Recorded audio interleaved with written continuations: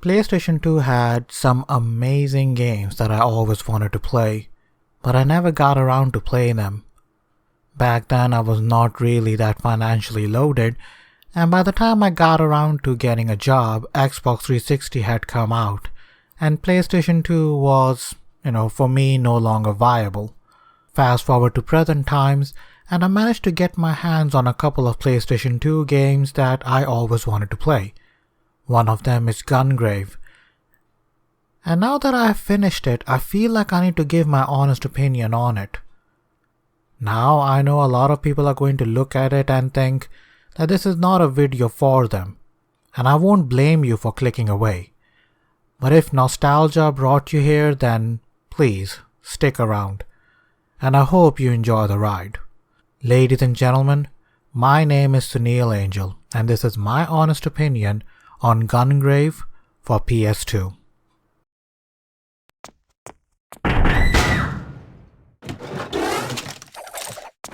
Two 2001 was a great year for PS2. We had Tony Hawk Pro Skater 3, Grand Theft Auto 3, Metal Gear Solid 2, and of course Devil May Cry. Unfortunately, 2002 for me was not that memorable. Yeah, we got Vice City and Tony Hawk's Pro Skater 4, and of course Time Splitters 2, oh my god, how can I forget that? But I can't seem to remember games that came out in 2002 that really piqued my interest. But one game that really did catch my attention, even though it received mediocre reviews from the gaming press, was Gungrave.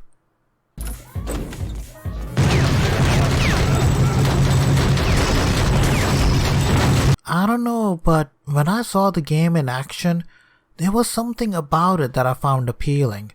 Whether it was the style, the animation, or just the arcadey nature of the game itself, I found myself wanting to play the game.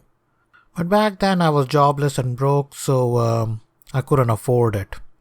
I never thought 2 decades later I would not only play the game, but also get to make a video on it. Look ma, I made it! Gungrave was developed by Red Entertainment. It was published by Sega in Japan and Activision in North America and European regions. The game features a protagonist wielding twin handguns with infinite bullets, dodging his way through everyone that stands in his way. I was gonna go through the story in a bit, but I guess this is a good start. When I was doing research for the game, and trust me, there is not a lot of info about Gungrave, I found out that the developers were inspired by classic John Woo movies.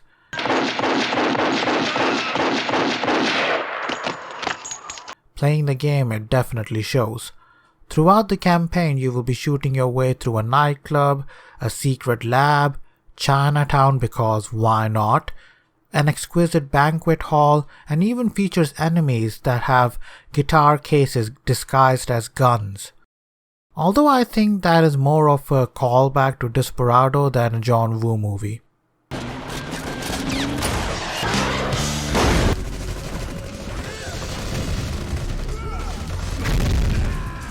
Time to jump in the game's storyline, and if you don't want the game to be spoiled, jump to the timestamp shown on the screen right now.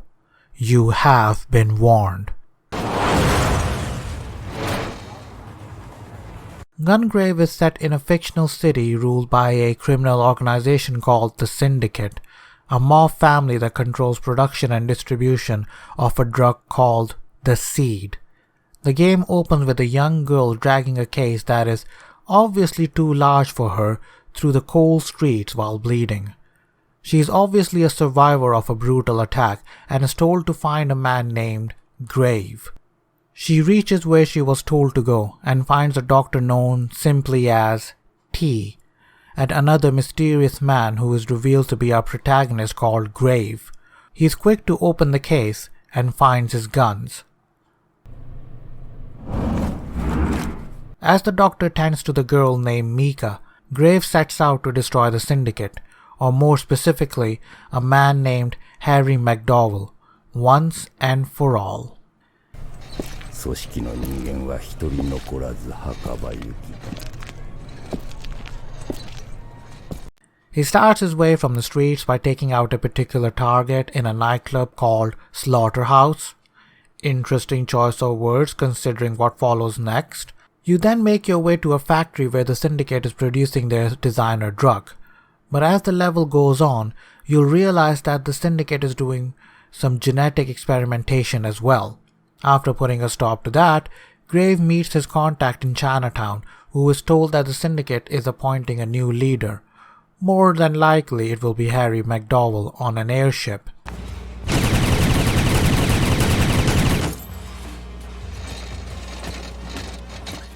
You shoot your way through Chinatown and crash in the ceremony on the said airship. After filling the banquet hall with some bullet holes, Grave confronts the inner circle led by Harry McDowell. It is then the storyline begins to make a bit more sense, as it is revealed that Grave used to work for the syndicate, and it seems like even they don't know why Grave has in it for them. Anyways, it seems like the inner circle is offended by Grave's actions, and this fat dude is gonna, put a stop to Grave. After taking him out and making his way to the top of the airship, the fat dude from earlier makes a return in the form of this ginormous creature. And I gotta take a moment and point out here that one of the boss's attacks is throwing chicken at Grave. Now that's funny. After taking Fatty out, you end up back at your hideout, but before Grave could set out on his next mission, he needs to get his blood cleaned. I guess those kidneys aren't doing what they're supposed to do. Anyways, as Grave is hidden behind a secret chamber for his little medical procedure, the syndicate attack the hideout, injuring Dr. T and abducting Mika.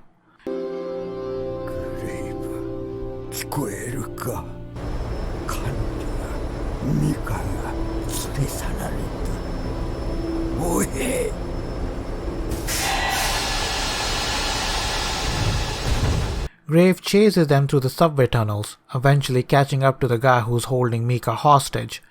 The guy then comically yeets out Mika through... I can't say that seriously. The guy then yeets Mika out of the train window, and you then have to fight him, who transforms into this? Whatever that is. After the battle finishes, you are reunited with Mika. The person who saved Mika knows Grave and wants to meet our gun-toting protagonist at the tower. Unfortunately, on our way to the said tower, the 5-0 try to take us out, but they fail. Grave makes a short work of them, and after shooting his way through the sewers, we start making our way up a building where we assume we would find Harry McDowell. But instead we meet this guy who transformed into a superhuman to take us on.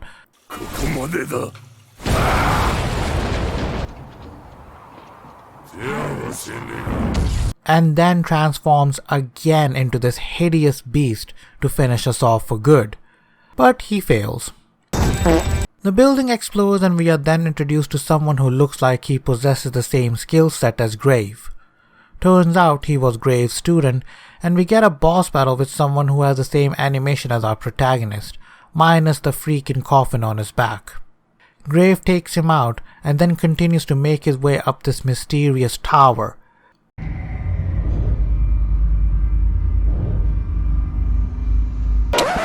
Yep, that's me. You're probably wondering how I ended up in this situation. As Grave takes this express elevator to the top, we get flashbacks of Grave before he went 6 feet under. See what I did there? Grave 6 feet under? Forget it. It is then revealed to us that Grave, real name Brandon, and Harry, the antagonist of the game, were once best friends. Grave worked for his boss called the Big Daddy and respected him a lot, so much that he let go of the woman he loved named Maria for his boss. Where things go south for Grave is when Harry tells him that he's planning to take over the syndicate. Harry is planning a coup, and he wants Grave to join. Grave politely declines and Harry yeets Grave out of the elevator by shooting him in the eye. It took Harry 15 years to execute his insurrection. He managed to take out the Big Daddy, Maria as well, I think, and he wanted to take out Mika as well because she is their daughter. At the top of this mysterious tower we face off against Harry, who tells us that the Big Daddy isn't dead, but rather has been turned into one of his creations. Grave lets the Big Daddy know that there's a new daddy in town, and he lets his twin gun do the talking for him. 終わったか。やれよブランドン。今度はお前の番だ。 After the battle, we see Harry again, and this time we plug him straight in the face. At the end, we see Mika and Grave ride off in the sunset. Honestly, the story is bare bones basic.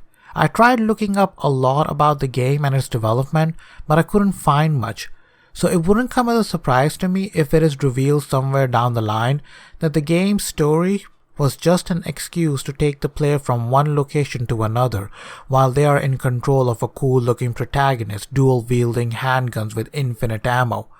Really guys, I'm not making this up. The game has some major plot holes and it doesn't answer many questions. Questions like, what is this seed drug? What does it do? If Maria told Mika to take the guns to Grave, does that mean Maria knew about Grave being alive? And if she did, why did she not try to contact him sooner? What is the tower that Grave fights on at the end? It probably has some magical powers, but exactly what kind? I probably got more gist about the game's story by looking at the game's Wikipedia page than actually playing the game. The length of the game doesn't help either. I managed to beat the game in less than 1 hour and 30 minutes. Seriously, I thought I may be wrong here and that I may have missed something out, but looking up I found out that the game is actually 2 hours long. I would have appreciated if the game was slightly longer to explain the plot holes, but it didn't, and frankly speaking, it kinda sucks. Because the game world looks interesting, there is enough lore here that could have been explored, but I feel like the creators or writers specifically dropped the ball. That or maybe Red Entertainment was forced to push the game out quick, and they didn't have time to explore these avenues. If you skip the spoilers, here are my thoughts on the story. It has been told very poorly. The game looks like it has a deep lore behind it, but it goes unexplored, resulting in plot holes because of its very short campaign length. You would have noticed by now that the game has a very stylish anime aesthetic to it, and you would have probably assumed by now that the game is, based on an anime or a manga. That's what I thought as well. So it came as a surprise to me that the game is actually an original piece of work. Red Entertainment brought on anime veterans like Kosuke Fujishima, who has also done character design for hit anime series like Ah My Goddess and You're Under Arrest. For the record, if you've not seen You're Under Arrest, I strongly recommend that you do. Trigun fans will also be happy to know that Yasuhiro Naitao gave the character design for the game. Now, I'm not a Trigun fan myself, but I gotta hand it to Naitao. Grave's design looks sick. In layman terms, Red Entertainment brought in some heavy hitters for the game, and it certainly shows. As you can tell, the game came out on PS2, and even though it is 2 decades old, Gungrave still looks good. And that is probably because of its art style. Back when kids were still being picked on, for watching animes in school, Gungrave really struck a chord with me visually, and playing it now, 2 decades after its initial release, I gotta say the game is indeed visually striking. Grave's character design is unique. I mean, how often do you see a protagonist carry a coffin on his back, which also serves as a rocket launcher? I think the answer would be close to 0 or, well, 0. Some might complain about the characters, looking blocky and have sharp edges. Well, that's anime for you. Plus also, this is a PS2 game, so I can't really complain here. What I can complain about is how generic some of the side characters look. Mika, Dr. T, the Inner Circle, the enemies, they don't look that impressive. Even the enemies at the end look bland. However, the design of bosses in the game is pretty good, meshing, metal with flesh really well. The cinematics in the game are produced by a studio called Ikusabune. I'm sorry if I butchered the name there, but the cinematics were breathtaking in the game. I could be wrong here, but I think the studio responsible for creating the cinematics used 3D animation, but with anime art style. I don't know, dude, but this looks more impressive than some of the animes I have seen come out this year. The way lighting is used in cinematics and how dark space are used to evoke emotions is spectacular. I was really impressed by it.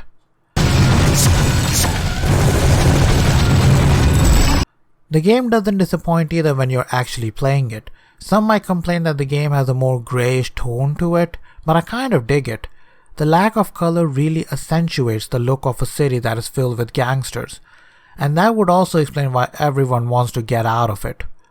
I was surprised to see the amount of destructibility in the environments. Yes, it is not exactly something we are used to now, but on the PS2, it certainly managed to impress me. I saw cars exploding, pillars getting destroyed, revealing the concrete underneath, cover used by enemies getting obliterated, environmental hazards that blow up. There is plenty of stuff here to destroy.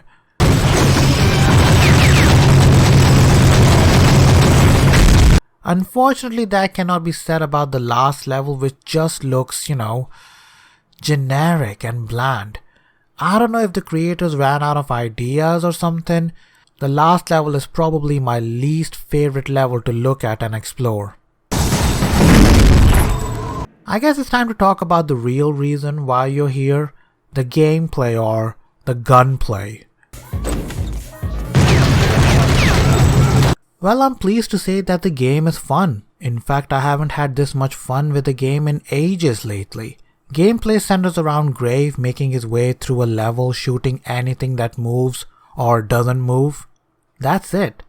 You don't have to worry about aiming for headshots, ammo management, taking cover behind objects or anything like that. It's just you making your way through a level and blasting holes into people who decide to stand between you and your objective marker.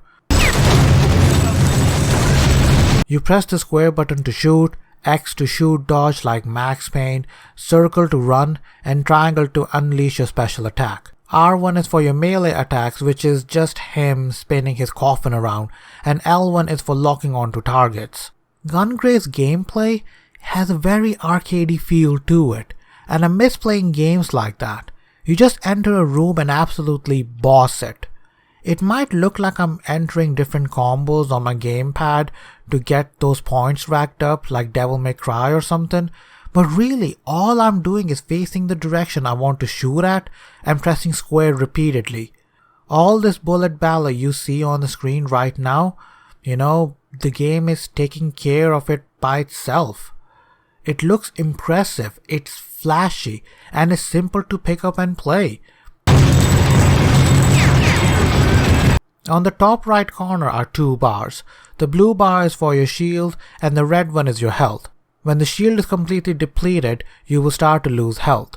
When health reaches 0, you will die. You can easily refill your health from the pause menu.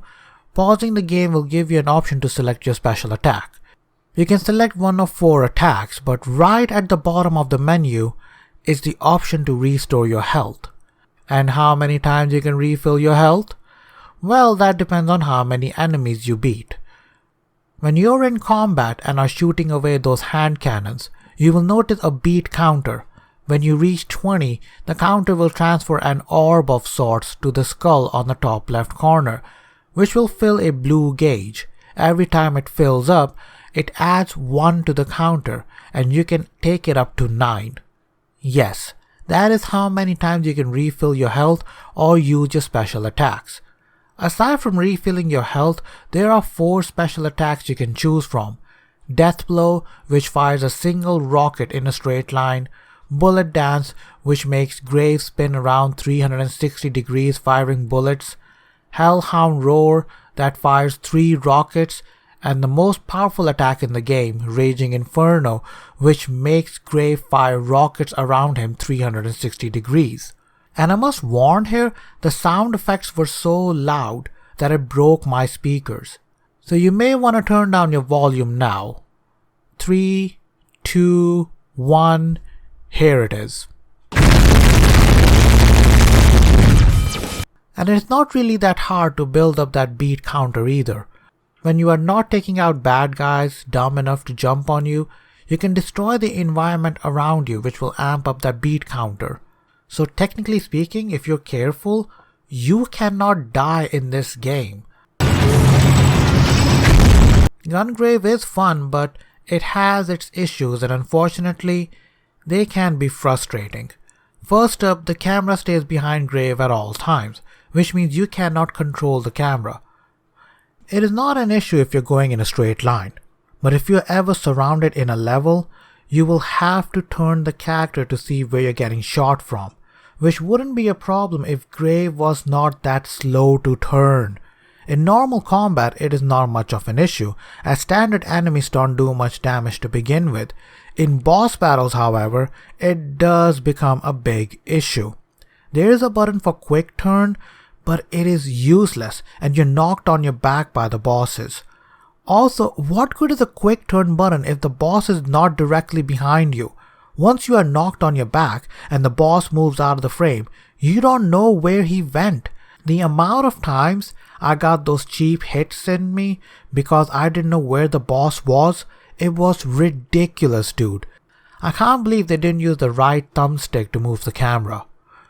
Another thing which I found annoying was the way I had to select which special ability I wanted to use. I had to pause the game, enter a menu from which I can decide which special attack needs to play out when I hit the triangle button. Why did they not just map it on the D-pad is beyond me. The lock-on system is also pretty weird and I would not recommend using it. Half of the times I was locking onto enemies that I didn't want to target. And yes, there is no way to cycle between locked on enemies either. Also, I know we're supposed to get this image of Grave being an unstoppable force, but I gotta say some enemies didn't do much damage at all. The game gets challenging from chapter 3 onwards, but before that, the game is a breeze. So if you're one of those people who died, before chapter 3, on normal difficulty setting, bow your head in shame. He's out of line, but he's right. But my biggest gripe has to be the game's length. It took me 1 hour and 17 minutes to beat the game. Don't believe me? Have a look yourself. Now I do think the game does not record your time when you are navigating main menus or watching cinematics, but still, even if it is just a total sum of the mission times, then this is just low, dude. After you finish the campaign, you can replay missions from the extras menu. You can even look at the character models from the game. I liked how they are boxed like those classic action figures back in the old days. God, I miss those old simpler times. Aside from that, there's nothing really much to do in Gungrave after you have beaten it. There are no collectibles to go back to, no hidden levels, no secrets, nothing. There was an anime based on the game as well that was produced by Madhouse, the studio behind such classics like Trigun, Cardcaptor Sakura, Black Lagoon, a personal favorite of mine, and internationally successful series like Death Note and One Punch Man. There was also a sequel called Gungrave Overdose, which I have not played yet, but hey, I might do. So what is my honest opinion on Gungrave? It is an enjoyable arcadey shooter that is fun to play, but the short length of the game, jumbled story, and some gameplay issues here and there really stop it from becoming a classic. Anyways, that brings me to the end of the video. Thanks a lot for making this far, and I'm sorry if my voice sounds a bit weird. I'm recovering from, the flu. You know which flu I'm talking about here. If you liked it, please give it a thumbs up, and if you didn't, well, please do let me know anyway in the comment section below, so I can improve. Either way, I appreciate you being here. That would be it from me. Peace out, angels, and stay awesome.